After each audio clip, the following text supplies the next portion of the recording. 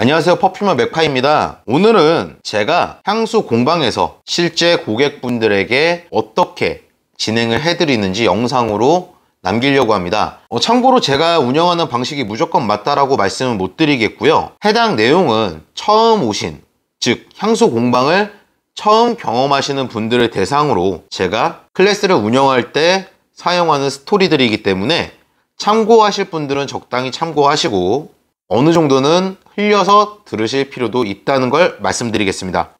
지금 보시는 게 제가 사용하는 저희 레포트입니다.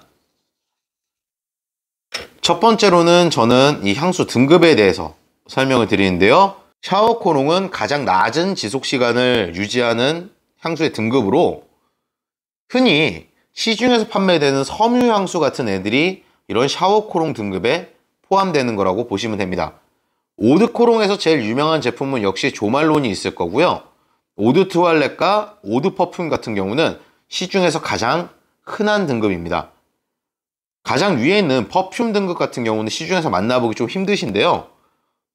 해당 퍼퓸 등급 같은 경우는 많은 분들이 처음 걱정하시는 게 향수가 독하지 않을까라고 걱정들을 많이들 하십니다.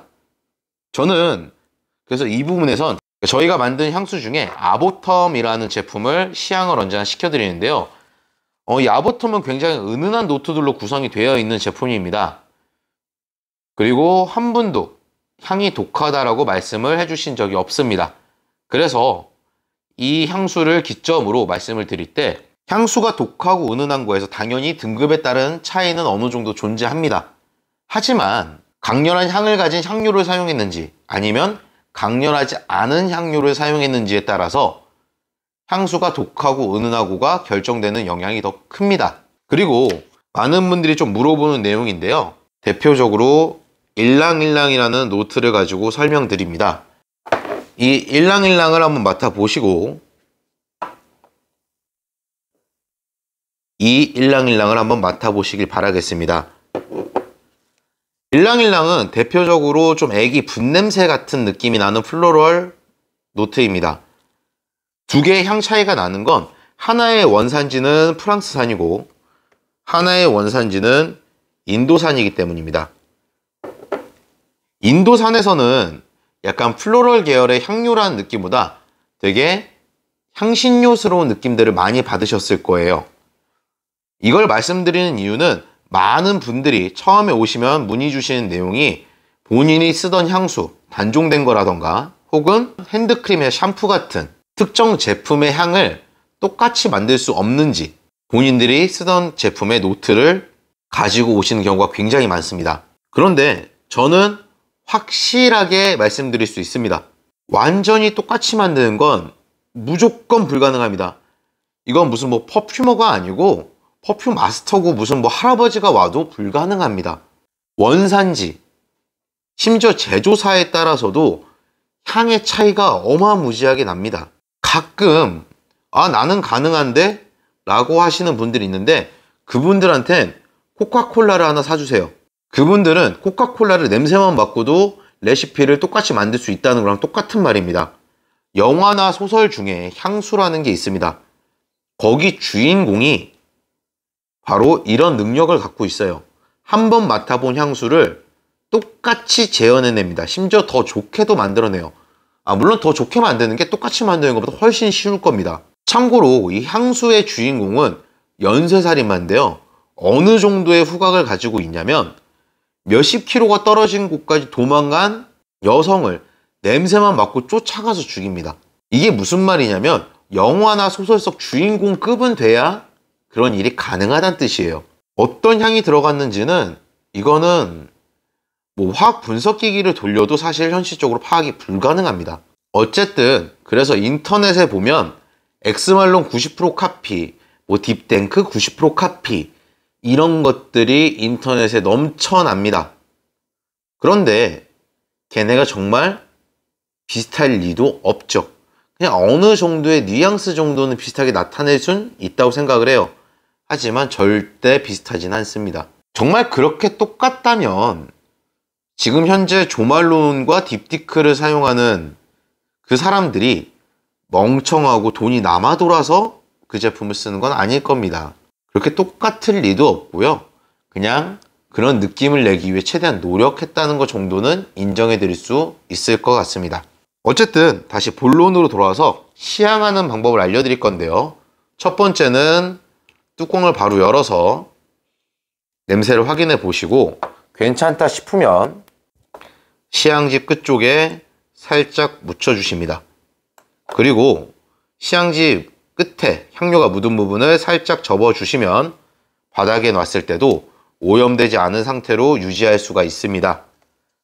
그리고 이렇게 시향지 개수가 늘어나게 되면 아무것도 표기 안 했을 때 헷갈릴 수 있기 때문에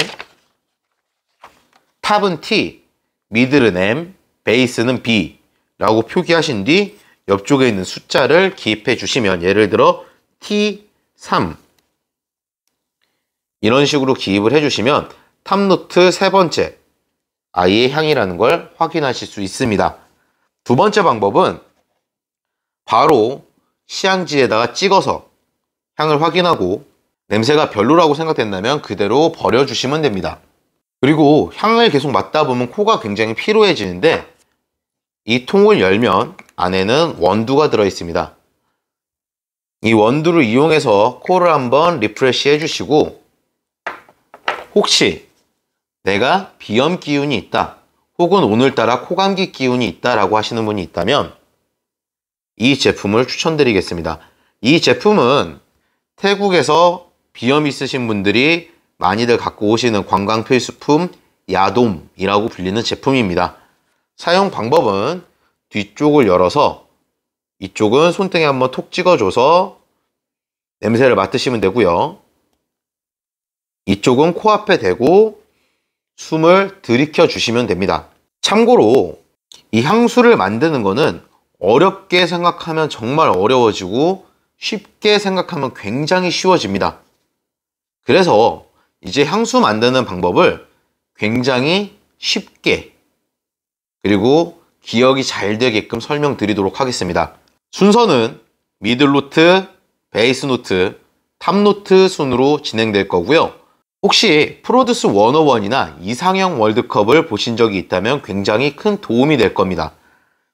이제 소속사 대표님이 돼서 아이돌 팀을 하나 만들어낼 겁니다. 미들노트는 아이돌 그룹의 보컬 라인이라고 보시면 돼요. 전부 다 시향을 하나씩 하면서 예선전을 볼 겁니다.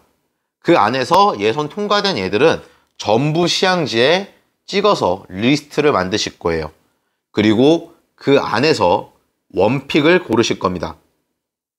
우리나라 4대 보컬이 김나, 박, 이 이렇게 4명이 있습니다. 물론 4분 다 노래를 너무 잘하시는 분들이지만 제 생각에는 일단 박효신 씨와 이수 씨가 노래 듀엣을 부른다면은 음색이 조금 안 맞지 않나 라는 생각이 들 것 같습니다. 이게 무슨 말이냐면 제가 원픽을 박효신 씨를 뽑았다고 했을 때 분명히 두 번째 노래 잘하는 사람은 이수라고 생각을 했다고 치겠습니다. 그런데 원픽이 박효신이기 때문에 서브픽을 이수를 썼을 때 음색이 안 맞다면 제외시킬 겁니다. 그렇게 해서 이 메인 노트를 기점으로 화음이 잘 맞는 서브 보컬을 미들에서 최소 1개, 즉 단일로 사용하거나 최대 4개의 보컬 라인을 구축할 겁니다. 그리고 이 베이스 노트 같은 경우는 간단하게 생각하면 안무 담당이라고 보시면 돼요. 보컬 라인에서 박효신이 감미로운 발라드를 부르고 있습니다. 그런데 베이스 노트에서 갑자기 막 팝핀을 쳐요. 굉장히 이상할 겁니다, 모양새가. 그렇다면 이 베이스 노트는 이렇게 팝핀을 잘 추는 얘를 선택할 게 아니라 이 보컬 라인이 부르는 노래 음색에 알맞는 춤선을 가진 아이들을 기점으로 베이스 노트를 또 1개에서 최대 4개까지 선택할 겁니다. 마지막으로 탑노트는 2가지로 나뉘어요. 어떻게 나뉘냐면 정말 개인 만족도가 높은 니치 향수를 만들 것인지 혹은 정말 시중에 파는 제품 같은 느낌의 향수를 만들 것인지에 따라 다릅니다. 시중에서 파는 제품 같은 느낌의 향수를 만든다고 하면 탑의 역할은 비주얼 멤버가 될 거예요. 그런데 시중 향수 같은 느낌이 아니라 정말 내 만족도만을 위한 향수를 만들었다면 탑은 피처링 가수로 바뀔 겁니다. 이 부분은 앞선 영상에서 이야기하였던 마동석 배우님의 이야기를 언제나 하는데요. 그 영상을 안 보신 분들은 그 영상도 한번 보는 걸 추천드리겠습니다. 그런데 이 비주얼 멤버, 즉 제품화를 했을 때는 무슨 말이냐?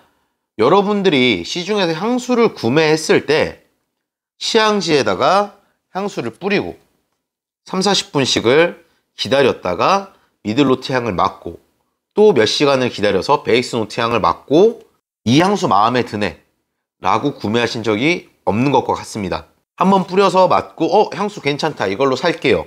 그렇게 했지만 나중에 그렇게 크게 후회는 안 하셨을 거예요. 그 이유는 탑노트, 미들노트, 베이스노트가 서로 어느 정도 연관성이 있고 화합이 잘 맞는 향들이기 때문에 그렇게 넘어가는 과정에서 모난 구석이 없이 부드럽게 이어져 나가는 현상이 있기 때문입니다.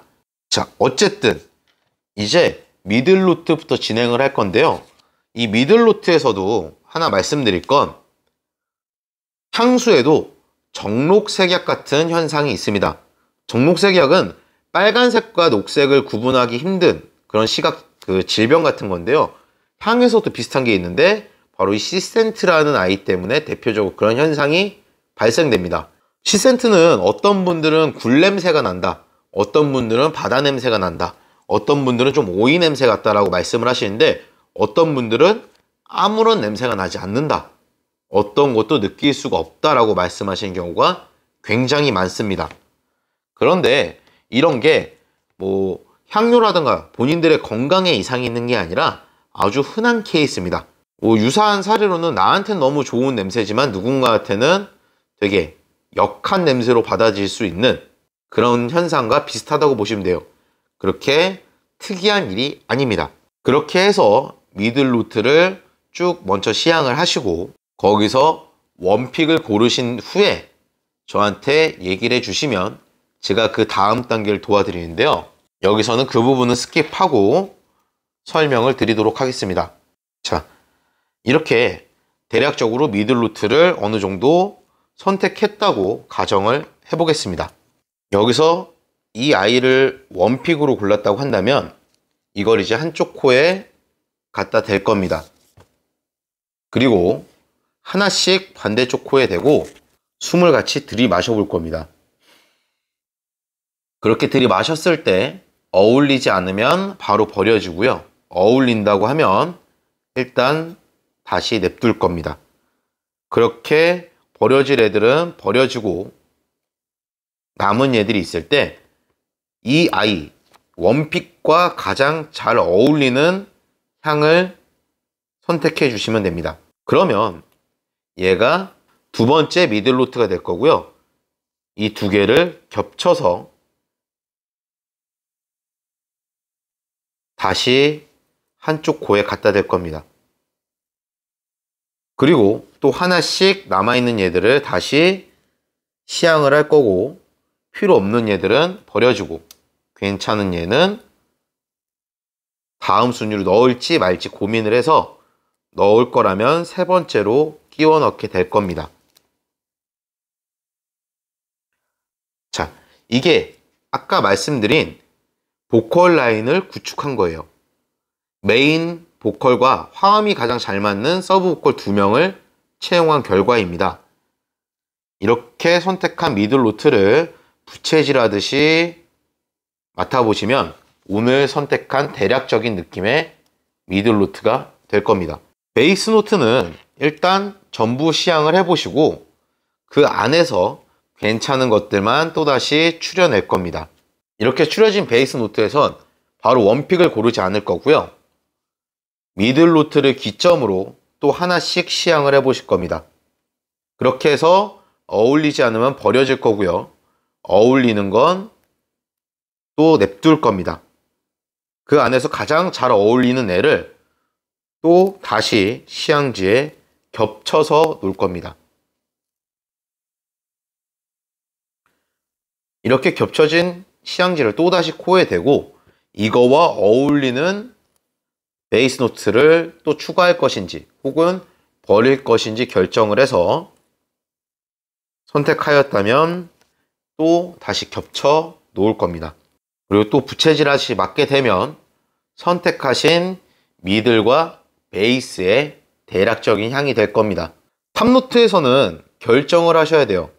아까 말씀드렸듯이 제품화를 할 것인지 혹은 정말 본인의 만족도를 높이는 그런 향을 선택할 것인지를 고민해야 됩니다.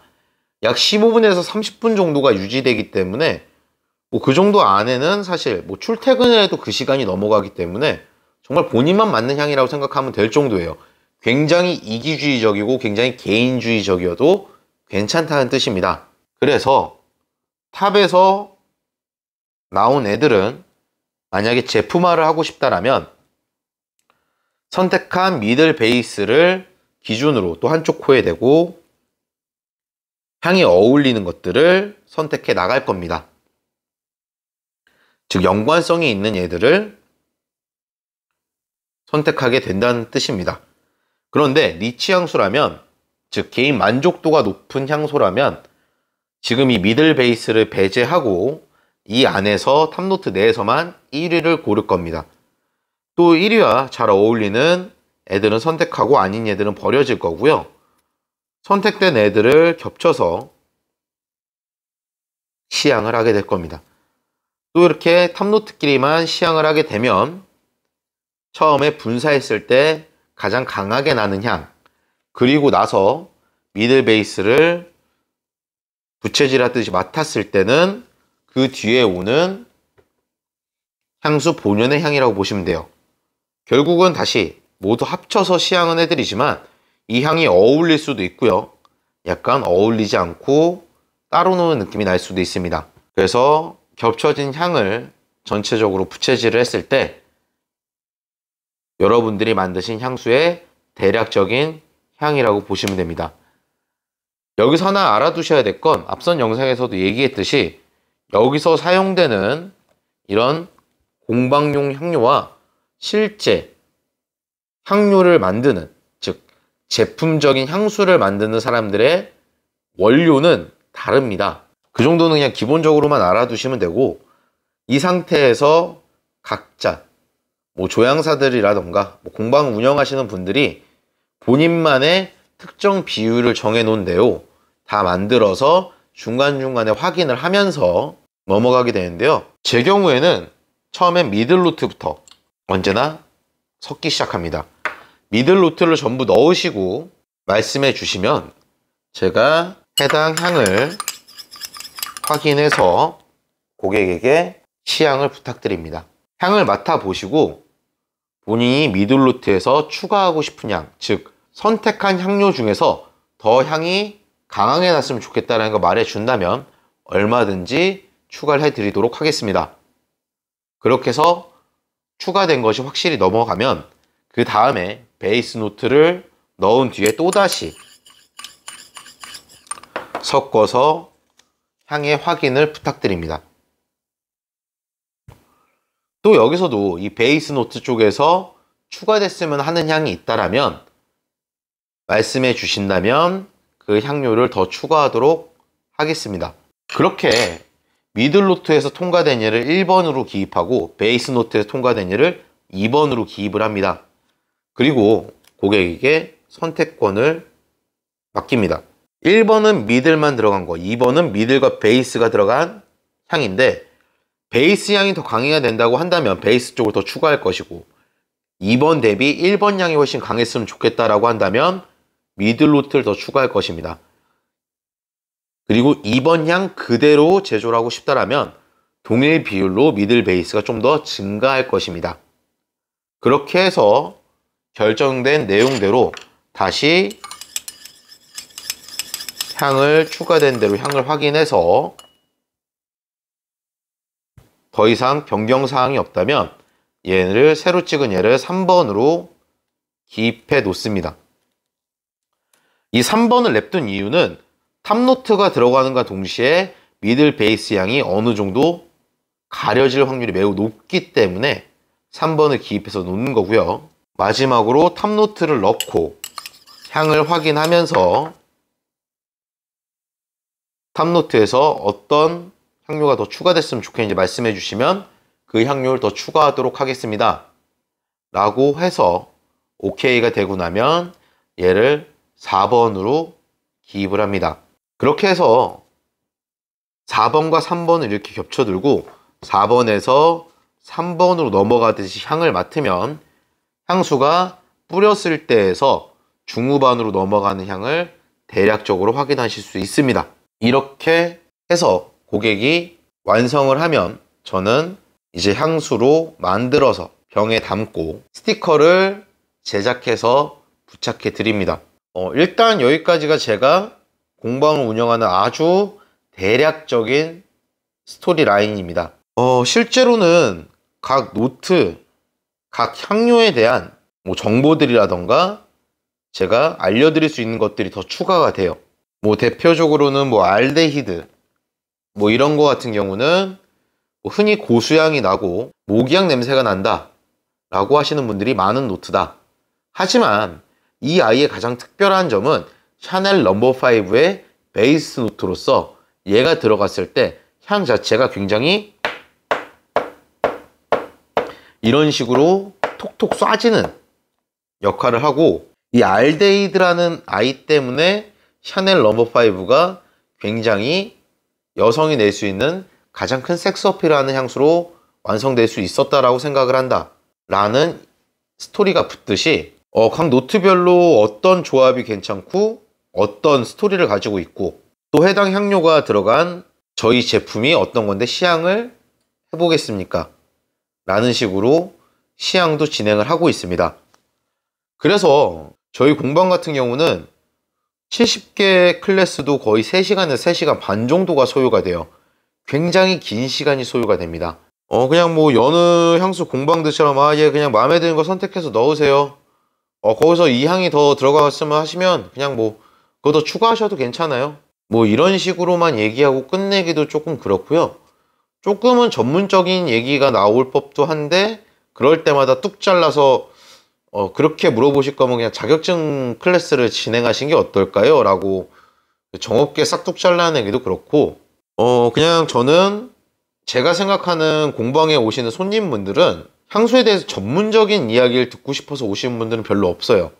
그냥 가볍게 이벤트나 데이트나 혹은 향수에 어느 정도 관심이 있어서 이 첫 걸음을 시작하시려는 분들, 그런 분들이 대다수인데 그런 분들에게 이 프라 테스트가 어떻고 어코드는 어떻게 잡아야 되고 이런 이야기를 하는 게 그분들이 과연 즐거울까 라는 생각을 해봤을 때 전혀 아니라고 생각을 합니다.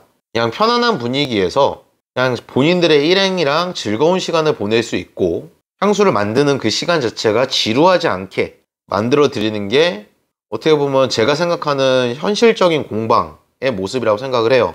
물론 참고로 좀 그런 것 때문에 제가 공방 운영하면서 자격증반을 운영하지 않고 솔직히 그렇기 때문에 그렇게까지 다른 공방에 비해서 경제적인 여유가 많은 편은 아닙니다. 사실 자격증반 클래스 하나 운영하면은 수익이 굉장히 안정적으로 변해요. 그리고 그분들에게 그냥 그 클래스를 운영하시는 분들을 비난하고 싶진 않습니다. 어떻게 보면 본인들이 공부한 지식을 판매하는 것이기 때문에 그건 합법한 절차라고 생각을 해요. 하지만 여전히 생각이 변하지 않는 건 그 자격증을 따면 조향사가 될 수 있다라는 거짓말을 하는 분들은 전 언제나 비판할 자신이 있습니다. 어쨌든 지금 오늘 영상에서 보신 내용이 정말 대략적으로 제가 공방을 운영하는데 사용하는 스토리들, 그러니까 운영하는 방법이라고 보시면 돼요. 이 이외에도 저희 공방에서는 좀 갖고 있는 특색들도 몇 개가 있긴 한데 그거는 지금 보니까 영상 길이가 벌써 굉장히 길어져서 다음 영상이나 다음 영상에 바로 올라오진 않을 것 같고 다다음 영상 언젠가 조만간엔 올라오긴 할 겁니다. 혹시라도 공방 창업을 준비 중이신 분들 혹은 대체 이 향수 공방에서 어떤 걸 어떻게 가르쳐 줄까 라는 게 궁금하신 분들을 위한 영상이었다고 봐도 무방할 거고요. 어쨌든 오늘 영상은 여기까지였고요. 지금까지 영상 봐주셔서 감사하고 여러분들의 구독과 좋아요는 저에게 큰 힘이 됩니다. 어서 이 계정도 수익 창출이 됐으면 좋겠습니다. 이상 퍼퓸어 맥파이였습니다.